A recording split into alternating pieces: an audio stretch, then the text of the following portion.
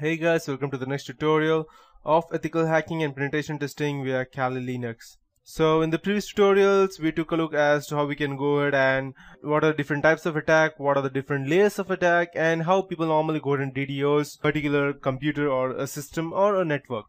So in this tutorial, I'll be teaching you about how we can go ahead and identify the DDoS attacks and prevent ourselves from them. And yes, a DDoS attack is not only done on a Wi-Fi, on a wireless network, not exactly wireless. The proper term would be that DDoS attacks are not only done over the internet through on a wired connection or on a website only. It's also done on a computer or Wi-Fi network to go ahead and crash the Wi-Fi network and let it reboot again so that the password may get disrupted and the person will then have access to the network. So if you run your own servers, then you need to be able to identify when you are under attack. That's because the sooner you can establish that problems with your website DDoS attack, the sooner you can try to do something about it. To be in a position to do this, it's a good idea to familiarize yourself with the typical inbound traffic profile. That means you need to know from where exactly the traffic is coming in. Is it the common way from where always the traffic comes in, or is it coming on the same port from where you normally use which you normally use it? Let's say for example, you don't always need to go ahead and use the same port like 120 or 140 or 150, whichever you're using. You can use any normal number of port lines such as 2137 or any random number. Never use the same numbers for the port such as 2222 or 3333 because it's quite easy for the attackers to guess that and actually go ahead and attack you. So the more you know about what your normal traffic looks like, the easier it is to spot on whether it's an attack or it's just a normal profile trying to access some random stuff. So most DDoS attacks start as sharp spikes in traffic and helps to be able to tell the difference between a sudden surge of legitimate visitors and the start of a DDoS attack. So, and it's also a good idea to nominate a DDoS leader in your company who is responsible for acting that in case you are under attack. And there should always be over-provisioned bandwidth with your company. It generally makes sense to have more bandwidth available to your web server than you ever think you are likely to need.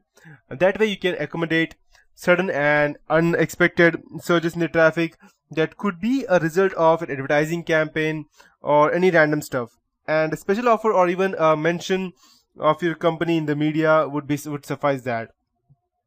Even if you over-provision the traffic by 100%, or let's say by 500%, let's say you need approximately of 10 GB per month, but you go ahead and get an over provision of approximately 50 GB every month. That likely won't stop a DDoS attack, but it may give you a few extra minutes to act before your resources are overwhelmed. So you need to make sure that you already have a backup of something in case something goes wrong on your website or someone is actually trying to DDoS or hack into your website. And you need to make sure that they also work offline, not just online, or they have some kind of internet specialty that even if a system goes offline, you will still be able to work offline even without that specific web page, so that it does not harness your productivity.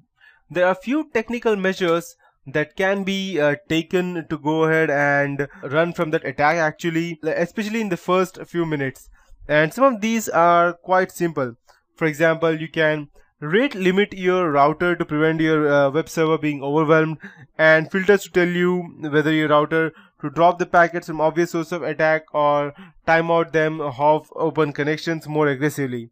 You can also drop spoofed or malformed packages which are set lower, such as SYN, ICMP and UDP flood drop thresholds. But the truth is that while these steps have been effective in the past, DDoS attacks are now usually too large for these measures to have any significant effect. Again, the most you can hope for is they will buy a little time as the attack ramps up.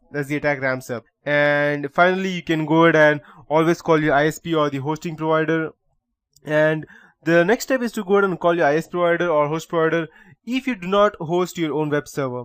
Tell them that you are under attack and ask for help. Keep emergency contacts for your ISP or hosting provider readily available so that you can use this very quickly. Depending on the strength of attack, the ISP or the hoster may already have detected it, or they may themselves start to be overwhelmed by the attack as well. In case the person is actually quite strong who is actually doing the DDoS attack, is attacking you as well as the ISP provider also. So you stand a better chance of withstanding the DDoS attack if your web server is located in a hosting center rather than if you run it yourself. That's because its data center will likely have fair high capacity bandwidth links and higher capacity routers than your company has itself. And its staff will probably have more experience dealing with the attacks. Having your web server located with a hoster will also keep DDoS traffic aimed at your web server off the corporate LAN. So at least that part of your business, including email and possibly voice over IP addresses via IP services, should operate normally during an attack as well. And if attack is large enough, the first thing a hosting company or ISP is likely to do is null route your traffic, which results in packets destined for your web server being dropped before they arrive. And it can be very costly for a hosting company to allow a DDoS attack onto their network because it consumes a lot of bandwidth and it can affect other consumers.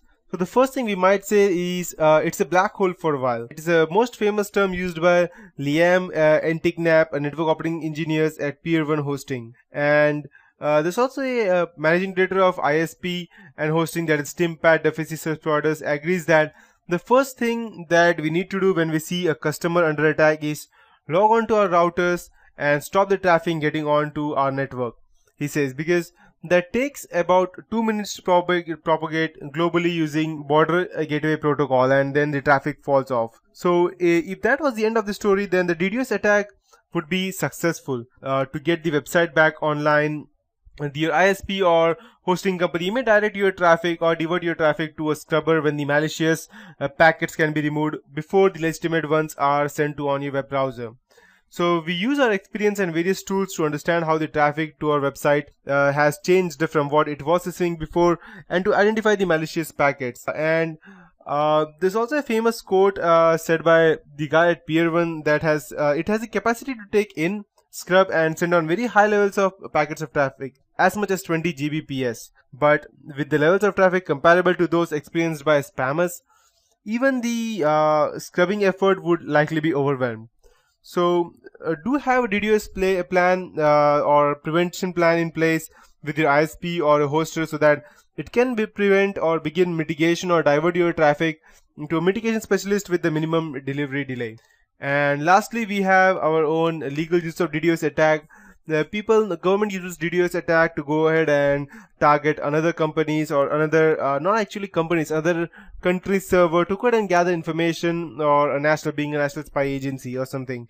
And it's also used to go ahead and stress testing to see whether how much capacity your server has before it goes down, or how much can it take before it actually shuts down and crashes the whole thing. It's also used to know exactly whether the company, whether the website or the server can withstand such amount of traffic, or even after traffic, if they are somehow able to restore. What are the ways that they can go and restore, and how much can they actually protect the system after it has been restored? Whether the firewall is down after the DDoS attack, or it can go ahead and lead to some kind of privacy problem, because if the website is down and the people can easily get access into that, then anyone can go ahead and distribute or leak any kind of data that you have in the system. That is why. So these are the different types of attacks that can be done, and these are different ways that can be used to go ahead and stop or use a DDoS attack for your own purposes. And that is it for this tutorial, and that would be end for the PowerPoint presentation for these tutorials. And the next tutorial, I'll be teaching you more about actually doing a DDoS attack in a Windows 7 or a Windows 2008 server, and I'll be showing you multiple ways as to how we can go ahead and do that, and we'll be looking at that in the next tutorial.